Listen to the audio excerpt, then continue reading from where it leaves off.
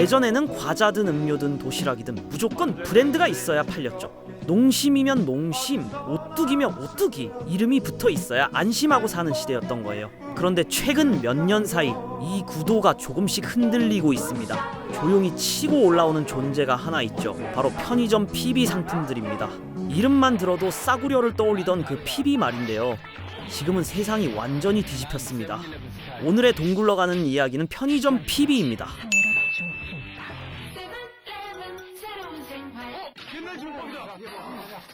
원래 PB라는 건 프라이빗 브랜드, 브랜드 없는 상품이라는 뜻인데요. 사실 편의점이나 마트의 PB 상품들의 첫 시작은 가짜 브랜드였습니다. 시중의 히트작 이름을 살짝 비틀어서 찍어낸 소위 짝퉁 상품들이죠. 심지어 이 제품들을 원래 제품들과 비슷한 위치에 진열해놓고 모양은 비슷하게 만들어 저렴한 가격을 무기로 판매를 하던 시절이 있었어요. 그런데 지금 시장을 보면 상황이 완전히 달라졌습니다.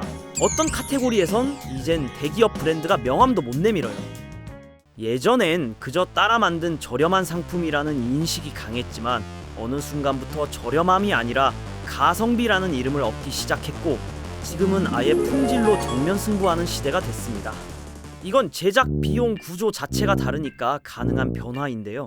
광고비 안 쓰죠. 패키지 비용 적게 들죠. 마케팅마저도 편의점이 직접 하니까 훨씬 효율적입니다. 덕분에 절약된 비용을 맛과 품질에 그대로 쏟아붓는 거고요. 이 PB 전쟁에서 편의점 양대 산맥인 GS25와 CU는 스타일이 조금 다른데요. 먼저 GS25는 도시락 시장을 선점했죠. 김혜자 도시락으로 편의점 도시락 시대를 열었는데 경제 침체로 알뜰 점심이 뜨면서 GS의 도시락 매출은 폭발했습니다. 경쟁 편의점들도 일제히 도시락을 출시하면서 추격하려 했지만 결국 도시락의 대명사는 해자가 됐어요. 해자라는 단어를 먼저 선점한 마케팅의 힘이죠. 반대로 CU는 속도, 이게 미친듯이 빠릅니다. 특히 디저트에서는 거의 트렌드 포식자라고 부를 정도죠. 카페에서 유행만 했다 하면 CU는 바로 편의점 버전으로 쭉쭉 뽑아냅니다. 크로플 열풍이 불자마자 그 누구보다 빠르게 PB 크로플을 출시했고 이게 엄청 터졌죠. 그 다음 바로 이어진 게 연새우유 크림빵 시리즈였습니다. CU가 연새우유랑 제휴해서 나온 게 바로 이 시리즈인데요. 유행한다는 건 다 만들어냈어요. 말차, 황치즈에 흑백 요리사가 뜨자마자 밤티라미수 크림빵 라인까지 전국 CU 매장에 라인업을 순식간에 깔아버립니다. SNS에서 편의점인데 이 퀄이 맞냐라는 반응이 나오면서 소위 대박이 났어요. 말차가 유행하면 말차 롤케이크, 말차 퐁당 푸딩이 바로 나오고 트렌디 전통 디저트가 뜨면 흑임자 크림 샌드, 흑임자 찰떡 아이스크림, 인절미떡 디저트 같은 걸 바로 출시하는 시기입니다. SNS에서 뜨기 시작한 두바이 초콜릿도 빠르게 카피해서 내놓고요. 디저트 영역만 놓고 보면 CU는 거의 속도 기반의 기획형 브랜드 집합체에 가깝습니다. 이런 스피드가 CU의 가장 큰 무기인 거죠.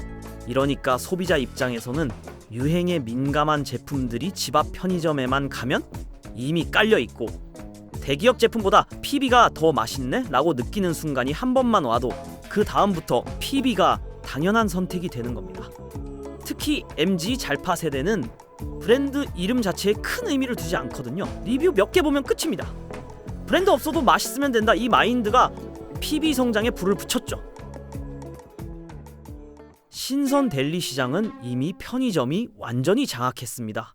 델리 제품들은 신선도가 생명인데 전국 5만 개 편의점이 물류센터처럼 움직이면 대기업이 따라올 수 없는 구조죠. 대기업들의 델리 제품들이 유통 구조상 대부분 냉동 제품이 많은 반면 편의점 상품들은 매일 새벽 냉장으로 배송하죠. 짧은 유통기한으로 재고 회전까지 잘 되니 소비자 입장에선 상대적으로 얼지 않은 신선한 제품을 먹을 수 있는 거예요. 삼각김밥, 샌드위치, 디저트까지 PB가 점령해버린 이유가 여기 있습니다. 이 흐름은 유통의 힘이 제조의 힘을 이미 넘었다는 걸 의미합니다. 예전엔 제조사가 왕이었어요. 공장에서 제품을 만들고 유통은 그걸 받아 파는 구조였죠. 지금은 정반대입니다. 무엇을 팔지 결정하는 권한이 편의점에 있습니다. 진열대를 가진 곳이 권력을 쥐는 시대죠. 소비자는 하루에도 몇 번씩 편의점에 들어가고 눈앞에 있는 제품이 곧 시장 점유율이 됩니다. 편의점은 당연히 마진이 높은 PB를 앞줄에 놓을 수밖에 없고 이게 곧 소비자의 선택이 되는 겁니다. 여기서 더 흥미로운 건 PB가 중소제조사를 키운다는 점입니다. PB 상품의 제조는 대부분 외주 공장에서 맡게 되는데 이 공장들이 PB 계약을 따내며 매출이 급등하고 있습니다.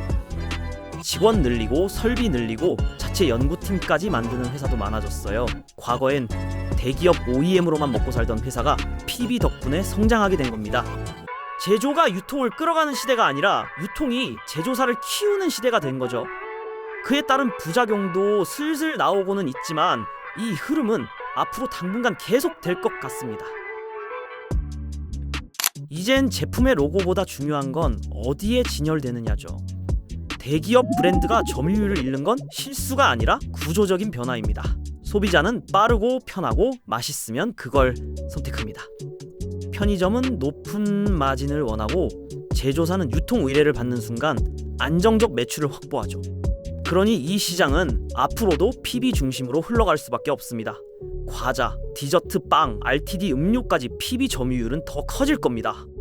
하지만 편의점 본사가 기획, 유통 가격을 모두 통제하게 되면 결국 이 구조는 우리가 익숙하게 비판하던 대기업 방식과 크게 다르지 않다는 지적도 나오거든요.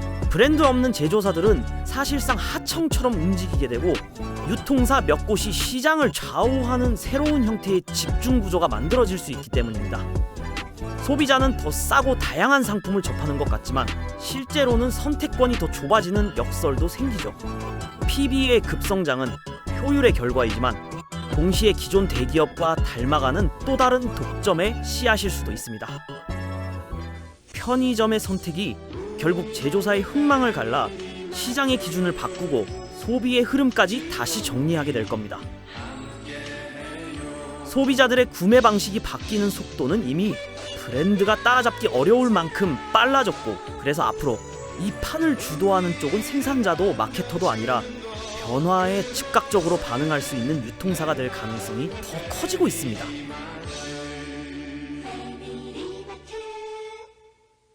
결국 브랜드 전쟁은 화려한 광고가 아니라 편의점 진열대 한 평에서 결정될 겁니다. 그 한 평을 누가 차지하느냐가 브랜드의 생존을 결정하는 거죠. 우리는 앞으로 더 많은 PB 상품을 보게 될 거고 그건 한국 유통시장이 완전히 새로운 국면에 들어갔다는 신호일지도 모릅니다. 오늘의 돈 굴러가는 이야기는 여기까지입니다. 구독과 좋아요는 제게 큰 힘이 됩니다. 다음에도 재미있는 이야기로 돌아오겠습니다. 머니롤리였습니다.